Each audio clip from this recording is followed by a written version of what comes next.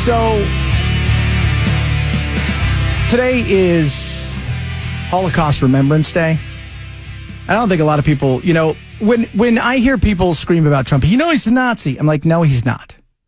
No, he's literally Hitler. He's I was literally told Hitler. that. Yeah, he's Hitler. It's just, when I hear that, it pisses me off. Should piss you off too.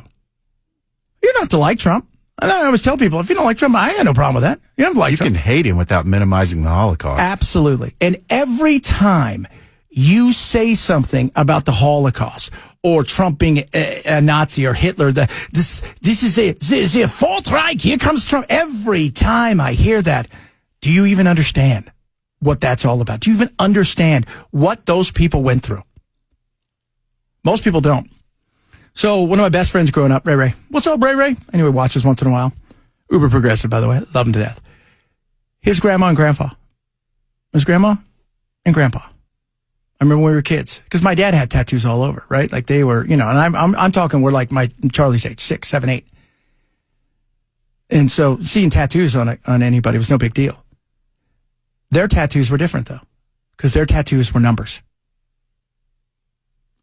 And their tattoos were from a concentration camp. And as I got older and sat down and talked with them, as I got more and more into history and having traveled the world and stuff, listening to their story of being in an actual train cart, being taken somewhere where you have no idea what's going to happen to you, getting somewhere and having your mother and father snatched away from you. And you're literally in that boxcar being treated like you are nothing more than a side of beef. Yeah. And you're not even, you know what? The side of beef was probably treated a lot better. Actually, that's a good point. And this is one of the last years that, there's going to be a lot. Just like World War II, you're finding people who are, every year it's less and less survivors of World War II. It's the same thing for the Holocaust. Now, the difference between the Holocaust and World War II survivors as far as people that were in the war is you were usually 18, 19, 20, where you've got young people like Tova here, who was a survivor, and she was a child when she went through this. I stood and watched helplessly as little girls from the nearby barrack were marched away crying and shivering to the gas chamber. Think about that for a second. The heinous things that Hitler and the Reich did. The vile, disgusting things. So when I hear people compare Trump, and it's like, oh, what he's doing now to get rid of people that are in this country illegally is just, no. We're not even on the same page. The vast majority of people they're going after when it comes to immigration are people who are not only here illegally, but people who've committed crimes, people who are wanted for crimes, people in many cases who have gone through the system that everybody says, you gotta just trust the system, Chad. If you trust the system, it's gonna work. And then when the system is put to the test and they say, hey, you do not qualify to be in this country. You do not qualify for asylum. You must go, and you still stay. And people say, well, we shouldn't trust the system. No, you should. That's why it's there. But when I hear people talk about Trump or the Republicans and say that they're the Third Reich, they're Nazis, they're all of these things, sorry.